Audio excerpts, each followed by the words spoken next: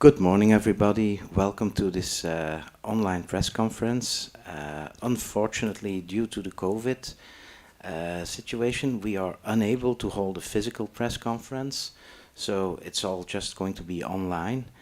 I will ask the questions that I received from colleagues from all over the European member states, and László Pesty will kindly answer them.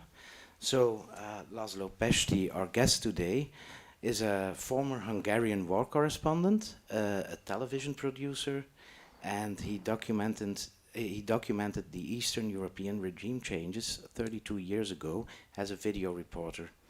He's also the founder of the Guerilla.hu think tank, and Pesty is of semi-secular origin. Who are these secular people, and why is this so important to you? Yes, the secular people, the Hungarian 1,000 years old ethnic minority in Transylvania, in Romania. It's about 1 million people. The secular people has Hungarian language, Hungarian history, Hungarian literature, Hungarian heart and Hungarian mind. And unfortunately, 100 years ago, when finished the First World War, the Transylvania went to Romania. Hungary lost this territory, and that's why this Hungarian minority, the seculars, are now in Romania. It's another country, and the Transylvania is a part of Romania, and secular land, these three counties, secular counties, Hungarian counties, the part of Transylvania. And yes, and my mother, when finished the Second World War, escaped from Transylvania, from secular land. She was 14 years old, and my father from Budapest, he's an original Budapest guy, and that's why I'm half Hungarian and half secular, but it's too difficult thing, but that's why. Okay. In an interview a year ago, you mentioned the support of the Hungarian political opposition. In my opinion, that's not really true. There is this left-wing party, DK, with Ferenc Gyurcsány as a leader, who does not support this Sign It Europe initiative. What do you have to say on this matter? Sorry, you're not telling the truth, because this sentence, yes, it's my sentence. It was this interview, I think 1 year ago in Hungarian online press, and I said that every normal party in Hungary support the secular initiative in left, in right, in center, the independent political forces, everything. This party, you mentioned DK, Gyurcsány Ferenc party. It's a former communist people, former communist party. It's, from my aspect, not the part of normal political life in Hungary. It's a long story to tell about Deka and Mr. Gyurcsány. He was 33 years ago a leader of the communist youth alliance, communist youth organization during the time of the communist dictatorship. You know, it's a long story, but we, the secular initiative, we don't need support neo-Nazis groups and former communist groups too. That's why was this sentence 1 year ago. Okay. Like that. Okay. What is the purpose of the Sign It Europe initiative? The purpose, yes. There is here in Brussels, European Commission and European Parliament, and there is the cohesion funds, and there is a lot of money, and different countries can't get money from this cohesion funds, and we think that in a lot of places of Europe, the 1,000 years old ethnic minorities can't get enough money from the government, but the government, local governments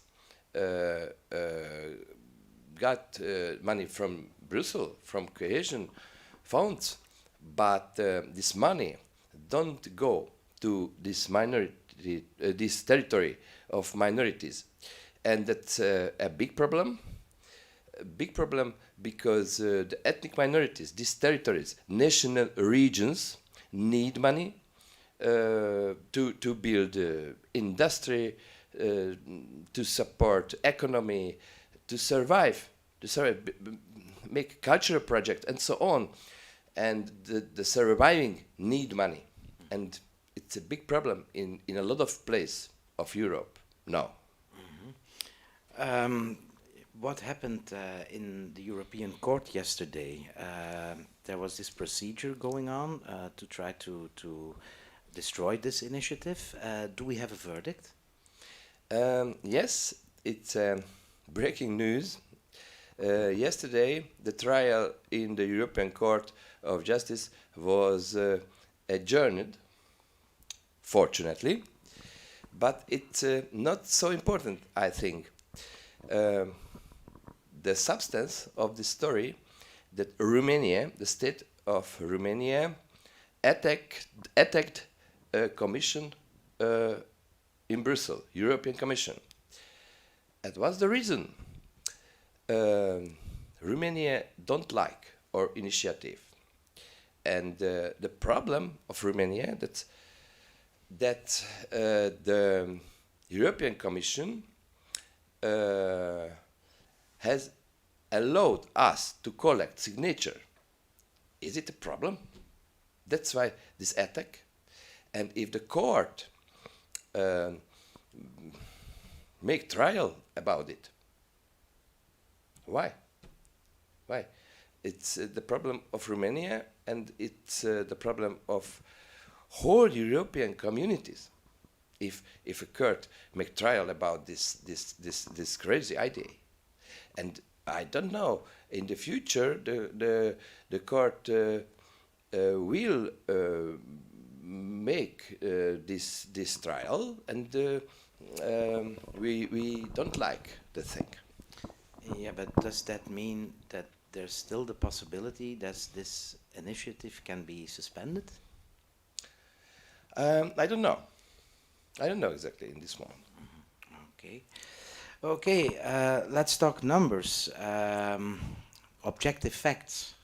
How many people did sign this initiative, and where do they come from? Yes. Let's see. Let's see the law, European law. This rule of European Union say that you have 1 year and you have to collect 1 million or more signatures, and you need a result in 7 countries.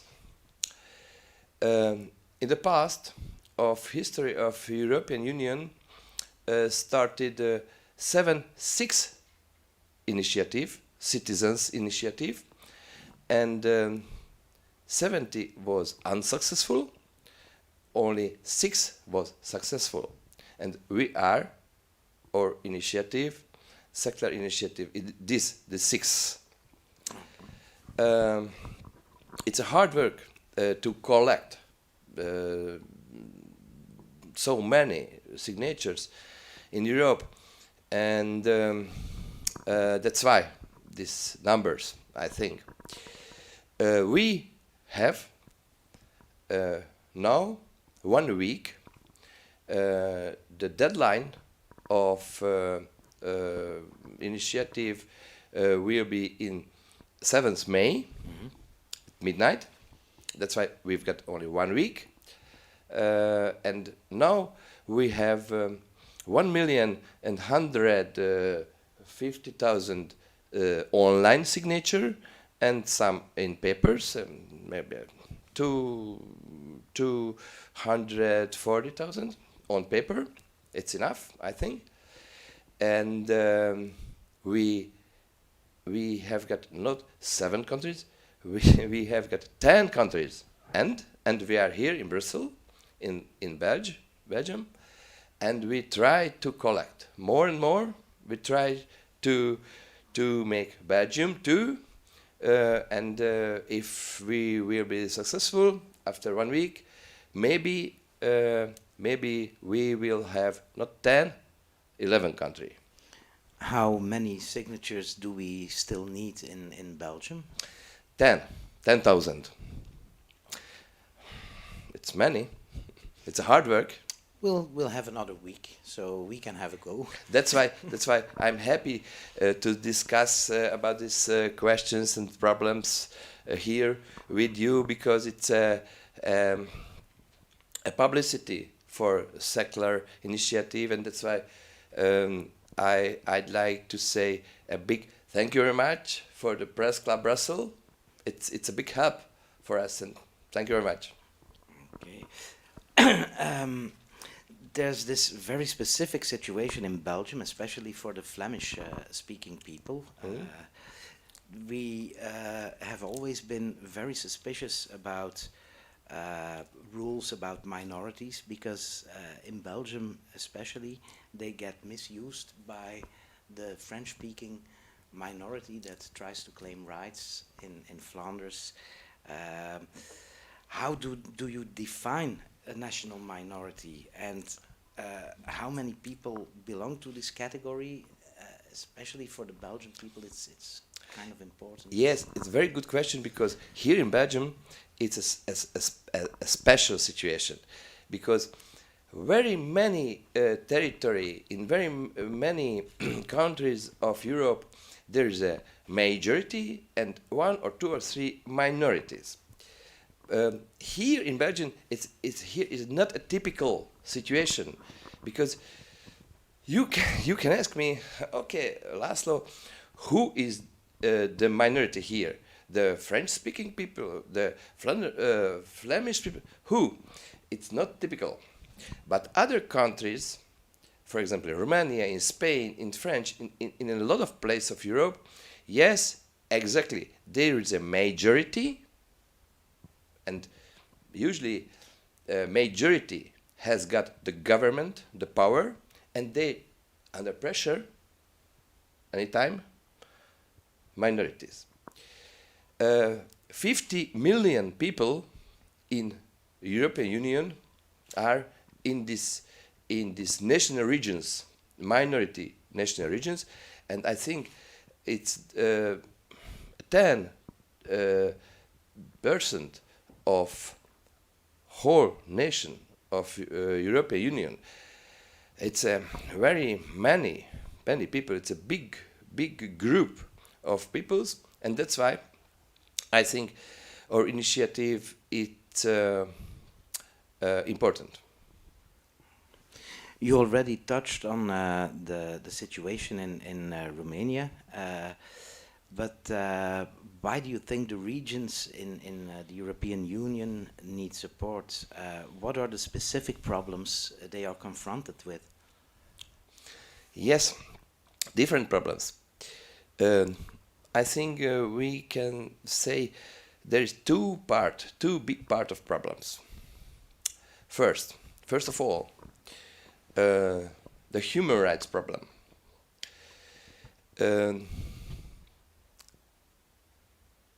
Many people think that the human rights problems was only the past of this continent, but unfortunately not. No. I say for you only 2 examples. I've got a lot of, but I'm saying only about 2 countries.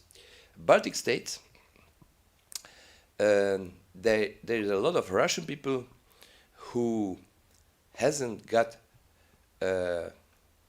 citizenship. Without citizenship, they live without citizenship. Second, Spain. In Catalonia, 9 persons are in prison. Political leaders, it's not a crime story, sorry. It's not criminals. Political leaders of Catalonia, former political leaders of Catalonia. I've got another story. I've got, unfortunately, a lot of story about European countries, and it's a trouble. The second part of problems, the economical problems. You and I, 10 minutes ago, we mentioned this cohesion funds in hand of a commission in Brussels, and you know the governments can get money from this cohesion funds, and the minority regions, the national regions, there and here, don't can get money from the government. It's a money problem, an economical problem, because these national regions need money for industry, for culture, for all, and the first for the surviving. You mentioned the Baltic States. There is indeed a Russian-speaking minority, especially in Estonia, but most Estonian people regard them as a leftover occupation force. They are also not really well integrated, and they look for everything to Putin and Russia. Do you see this as an opportunity to integrate them in the European project? Yes, it's a very difficult question.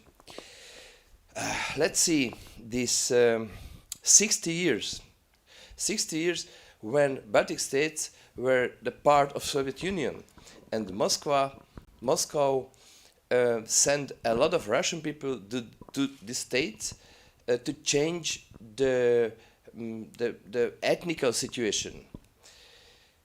That's why in Estonia, in Lithuania, and in Lithuania, the people who don't like the Soviet regime, don't like this area, don't like this part of history, think that why are you Russian people, why are you here? Go home. But you know, it's not a historical problem. It's a problem of individual, a person, Igor or Natasha. They are living there in Baltic States, and Igor and Natasha don't made this part of history. Natasha and Igor don't Brezhnev or Stalin. That's why now, after 30 years, political changes there, yes, in Baltic States, not only in Hungary, in Romania, in DDR, in Bulgaria, in Baltic States, was the political changes 30 years ago. And after changes, you know, during the capitalism, the multi-party system, the individual persons are there with a Russian identity, without human rights, in sometimes, and without citizenship, and I think it's a big problem. Thank you. Do all the member states who joined the initiative have the problems you mentioned before, the cultural problems, the economical problems, not just about the identity, that's very specific for the Russian people? Are all these member states who joined this initiative confronted with the same problems? Who? Well, the member states that make out the 10 countries who signed and Yes. succeeded in gathering enough signatures. Let's see. I think there is no the 10 countries where we have been successful. 10 countries. I think there's two part of this group.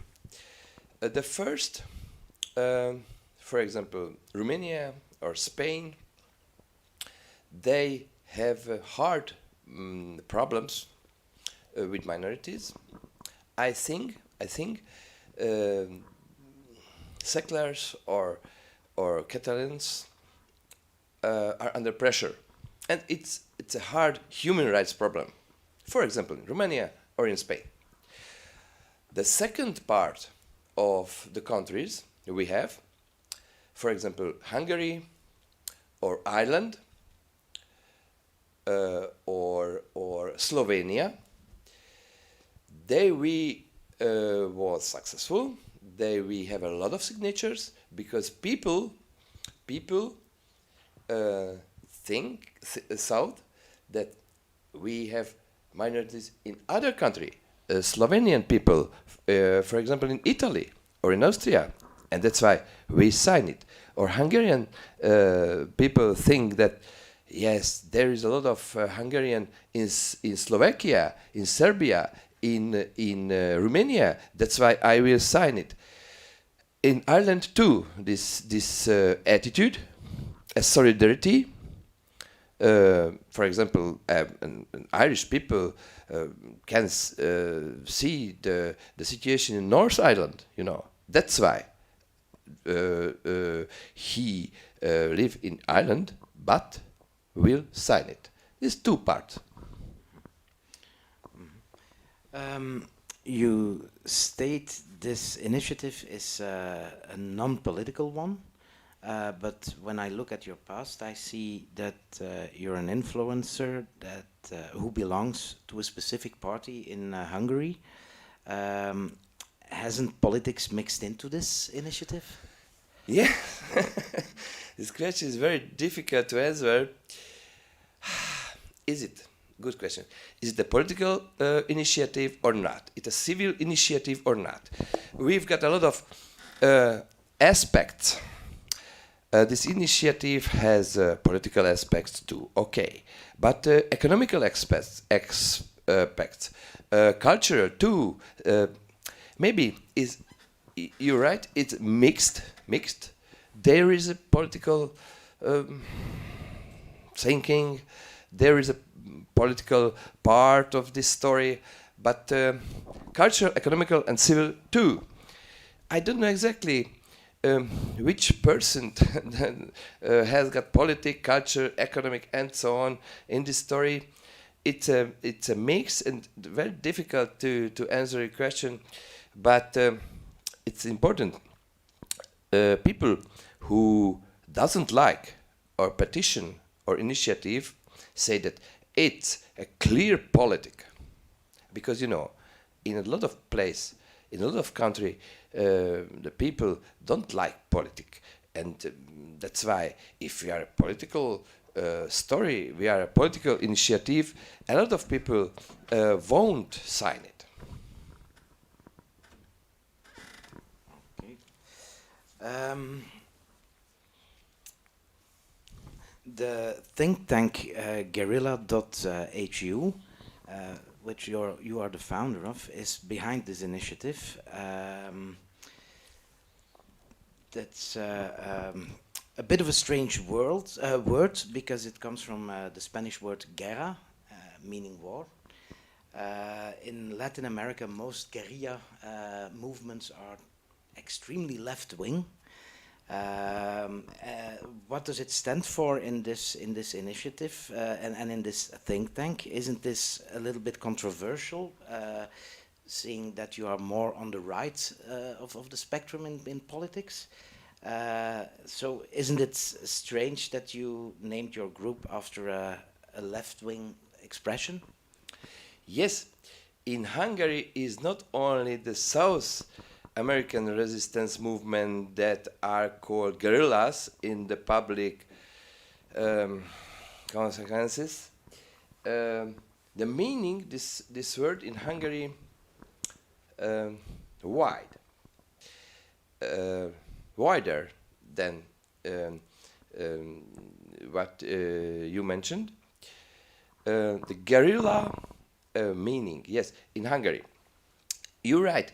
In South America, in the past, this movement was really was radicals and in left. But this word in Hungary means independent, not regular. Guerrillas in the mind, a Hungarian man, a Hungarian person, a guerrilla is guerrilla fight quickly, and the guerrillas support the poor people.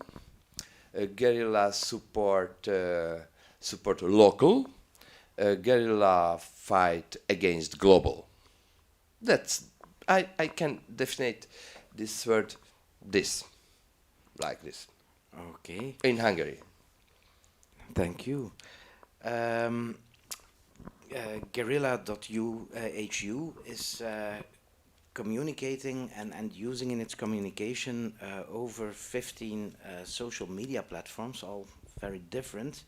But it's not only the platforms that are different, also the messages seem to be quite different. In Sweden, you send out a liberal message. For the Basques and the Catalans, you send a conservative message or a left-sided message. In Central Europe, your message is more leaning to the right wing. Can you explain this? Yes, I try. I try.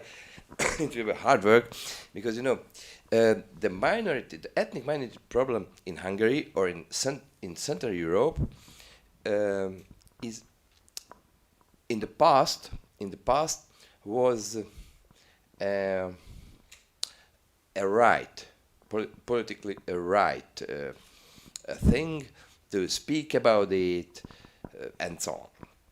But in Scandinavia, and at Christmas time, we was successful in Sweden. We finished the Swedish limit of science. In Sweden, the political life more liberal, like in other parts of European Union. That's why if we want to be successful in Sweden, we must send liberal messages, and this problem, the ethnic minority problem, has got aspects, liberal aspects, for example, human rights. If you see these problems from aspect of human rights, you can send a liberal message, for example, to Sweden. There is a Finnish and Sami minority, and we was at Christmas time, before one day Christmas, we finished Sweden, and we was successful with the liberal messages. The political life of Scandinavia is liberal, the left and right too. But other example, in Spain, for example, Galicia, Basquian people or Catalonia are thinking, Catalonia are thinking about independence. There some problems between Barcelona and Madrid, and it's a very hard situation That's why these 9 people unfortunately in prison, for example, and so on and so on. Mr. Carles Puigdemont, here in Brussels. And we don't know what will be the future of Mr. Puigdemont. He's a hero in Catalonia, an icon, a political icon. But if he must go home, maybe the government will arrest him, and so on. That's why the Catalonia and Basques thinking about independence.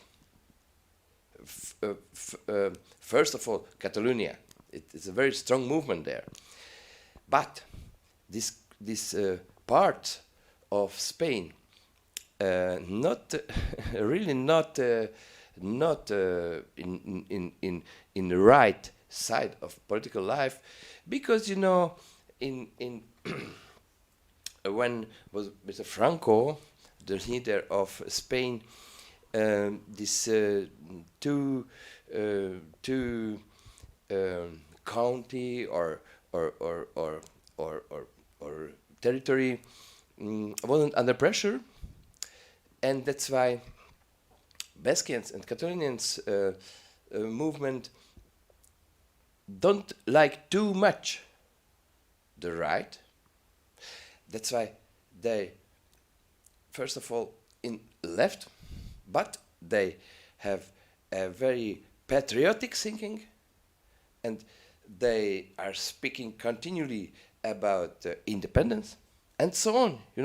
That's why the national feeling in Hungary in left, in right, but maybe in Spain in left. It's difficult problems, and we need 1 year, learn about it, and it wasn't enough. Well, that actually kind of answers the former question about it being a political movement. It's very politically diverse, being left-wing in Spain, right-wing in Eastern Europe, and liberal in the Scandinavian countries. But we are today here in Belgium. And why are you in Belgium? What is your purpose here? Yes, behind us, 15 months. It's a very long campaign. Too long, too long. We are a little bit tired, and we've got only 1 week. We have got 10 countries, and we try to get Belgium. Is the last chance. Only 7 days, and maybe we will be successful, maybe not, I don't know exactly, but Belgium is the most important country for this initiative, because the Commission in Brussels in the past, 8 years ago, didn't give permission to collect signs. That's why there was a little problem, because between Sackler's initiative and Brussels Commission. Maybe, I don't know exactly, maybe Brussels, the Commission in Brussels don't like our initiative. I don't know, maybe. That's why we will get signs here, this 15,000 signs here in Belgium, it will be, if it will be successful, if it will be a symbolic victory for Sackler's initiative and a symbolic victory for all ethnic minorities in Europe. we'll try our best to collect the left 10,000 signatures. But even if that succeeds, don't you think it's a bit naive to believe this petition would pass on a European level? Oh, naive? We? Okay, okay. Listen to me. I feel like you're skeptical, not? Well, I think about the nation states who are in control at this moment, and they're not really amused by the thought that they would give some power to regions. They like it centralized. Okay. You're not rude, but not polite with our initiative, I think, but it's no problem. Listen to me. If we are skeptical, we won't be successful. If you start a work, it's another work, it's the same. If you are skeptical, there was no success. You have to be optimistic. I'd like to speak about an example. I was the member of opposition movement in the 80s in Hungary. We had fight against the dictatorship. And 32 years ago, we made political changes, and it was successful. And now, in Hungary, in Romania, in Bulgaria, in DDR, in German, in Soviet Union, former Soviet Union, now in Russia, multi-party system and the free market and so on, the freedom. But, you know, there was in Hungary more than 200,000 Soviet soldiers, a big Soviet army with tanks, with Kalashnikovs, was a very strong dictatorship, and we tried to change it, and it was successful. If we are skeptic,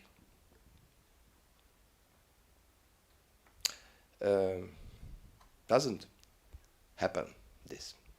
That's why I think we need another way of thinking. We have to be optimistic, not skeptical, and we will be successful. Okay, thank you very much, Mr. Pesty, for this explanation. Thank you, everybody, for watching, and I wish you good luck and a lot of success with the initiative. Thank you very much. Thank you very much for questions, for publicity. Thanks.